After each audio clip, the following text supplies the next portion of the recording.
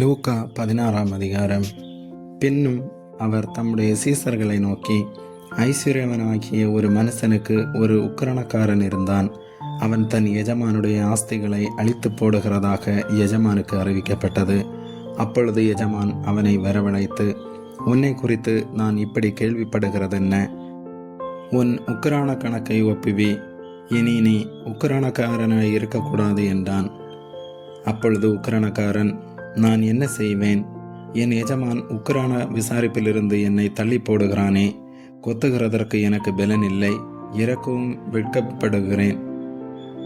உக்கிரான விசாரிப்பை விட்டு நான் தள்ளப்படும் போது என்னை தங்கள் வீடுகளில் ஏற்றுக்கொள்வார் உண்டாகும்படி செய்ய வேண்டியது என்னதென்று எனக்கு தெரிய வந்தது என்று தனக்குள்ளே சொல்லிக்கொண்டு தன் எஜமானிடத்தில் கடன்பட்டவர்களை ஒவ்வொருவனாக வரவழைத்து, முதலாவது வந்தவனை நோக்கி, நீ என் எஜமானிடத்தில் பட்ட கடன் எவ்வளவு என்றான். அவன் 100 குடம் எண்ணெய் என்றான். அப்பொழுது உக்கிரானக்காரன் அவனை நோக்கி, நீ உன் சீட்டை வாங்கி உட்கார்ந்து 50 என்று சீக்கிரமாய் எழுது என்றான். பின்பு அவன் வேறொருவனை நோக்கி, நீ பட்ட கடன் எவ்வளவு என்றான். அவன் 100 கலம் கோதுமை என்றான். அப்பொழுது அவன், நீ உன் சீட்டை வாங்கி 80 என்று எழுது என்றான். அநீதி உள்ள உக்கிரானக்காரன் புத்தியாய் செய்தான் என்று எஜமான் கண்டு அவனை மெச்சிக்கொண்டான். இவ்விதமாய் ஒளியின் பிள்ளைகளை பார்க்கிலும் இந்த பிரபஞ்சத்தின் பிள்ளைகள் தங்கள் சந்ததியில் அதிக புத்திமான்களாயிருக்கிறார்கள். நான் உங்களுக்கு சொல்லுகிறேன், நீங்கள் மாளும்போது உங்களை நித்தியமான வீடுகளிலே ஏற்றுக்கொள்வாருண்டாகும்படி அநீதியான உலகப் பொருளால் உங்களுக்கு சிநேகிதரை சம்பாதியுங்கள். கொஞ்சத்திலே உண்மையுள்ளவன் அநேகத்திலும் உண்மையுள்ளவனாயிருக்கிறான்.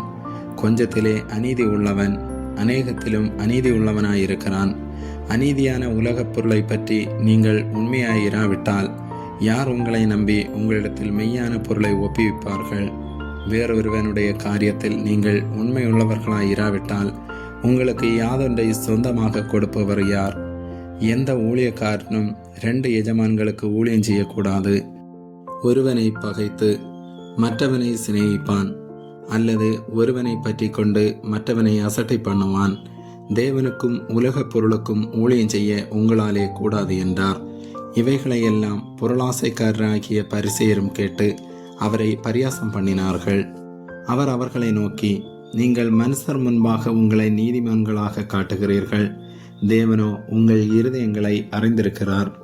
மனுஷருக்குள்ளே மேன்மையாக எண்ணப்படுகிறது தேவனுக்கு முன்பாக அருவருப்பாய் இருக்கிறது. நியாயப்பிரமாணமும் தீர்க்க தரிசன வாக்கியங்களும் யோவான் வரைக்கும் வழங்கி வந்தது. அது முதல் தேவனுடைய ராஜ்யம் சுவிசேஷமாய் அறிவிக்கப்பட்டு வருகிறது. யாவரும் பலவந்தமாய் அதில் பிரவேசிக்கிறார்கள். வேதத்தில் ஒரு எழுத்தின் உறுப்பு அவமாய் போவதை பார்க்கிலும் வானமும் பூமியும் ஒளிந்து போவது எளிதாயிருக்கும். தன் மனைவியை தள்ளிவிட்டு வேறொருத்தியை விவாகம் பண்ணுகிறவன் விபச்சாரம் செய்கிறான். புருஷனாலே தள்ளப்பட்டவளை விவாகம் பண்ணுகிறவனும் விபச்சாரம் செய்கிறான். ஐஸ்வர்யமுள்ள ஒரு மனுஷன் இருந்தான். அவன் இரத்தாம்பரமும் விலையேறப்பெற்ற வஸ்திரமும் தரித்து அனுதினமும் சம்பிரமமாய் வாழ்ந்து கொண்டிருந்தான். லாசரு என்னும் பெயர் கொண்ட ஒரு தரித்திரனும் இருந்தான். அவன் பருக்கள் நிறைந்தவனாய் அந்த ஐஸ்வர்யவானுடைய வாசலருகே கிடந்து அவனுடைய மேஜையிலிருந்து விழுந்த துணிக்கைகளாலே தன் பசியை ஆற்ற ஆசையாயிருந்தான். நாய்கள் வந்து அவன் பருக்களை நக்கிட்டு பின்பு அந்த தரித்திரன் மரித்து தேவதூதரால் ஆபிரகாமுடைய மடியிலே கொண்டு போய் விடப்பட்டான். ஐஸ்வர்யவானும் மரித்து அடக்கம் பண்ணப்பட்டான்.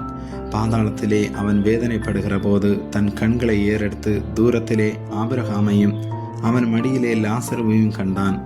அப்பொழுது அவன், தகப்பனாகிய ஆபிரகாமே, நீர் எனக்கு இறங்கி லாசரு தன் விரலின் நுனியை தண்ணீரில் தோய்த்து என் நாவை குளிர பண்ணும்படி அவனை அனுப்ப வேண்டும். இந்த அக்கினி ஜுவாலையில் வேதனைப்படுகிறேனே என்று கூப்பிட்டான். அதற்கு ஆபிரகாம், மகனே, நீ பூமியிலே உயிரோடு இருக்கும் காலத்தில் உன் நன்மைகளை அனுபவித்தாய். லாசருவும் அப்படியே தீமைகளை அனுபவித்தான். அதை நினைத்துக்கொள்.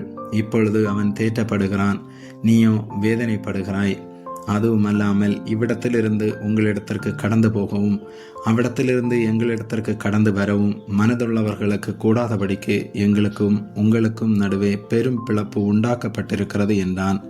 அப்பொழுது அவன், அப்படியானால் தகப்பனே, எனக்கு 5 பேர் சகோதரர் உண்டு. அவர்களும் வேதனையுள்ள இந்த இடத்துக்கு வராதபடிக்கு அவன் போய் அவர்களுக்கு சாட்சியாக அறிவிக்கும் பொருட்டு நீர் அவனை என் தகப்பன் வீட்டுக்கு அனுப்பும்படி உம்மை வேண்டிக் கொள்ளுகிறேன் என்றான். ஆபிரகாம் அவனை நோக்கி, அவர்களுக்கு மோசேயும் தீர்க்கதரிசிகளும் உண்டு, அவர்களுக்கு அவர்கள் செவி கொடுக்கட்டும் என்றான். அதற்கு அவன், அப்படியல்ல தகப்பனாகிய ஆபிரகாமே, மரித்தோரிலிருந்து ஒருவன் அவர்களிடத்துக்கு போனால் மனம் திரும்புவார்கள் என்றான். அதற்கு அவன், அவர்கள் மோசேக்கும் தீர்க்கதரிசிகளுக்கும் செவி கொடாவிட்டால் மரித்தோரிலிருந்து ஒருவன் எழுந்து போனாலும் நம்ப மாட்டார்கள் என்று சொன்னான் என்றார். ஆமேன்.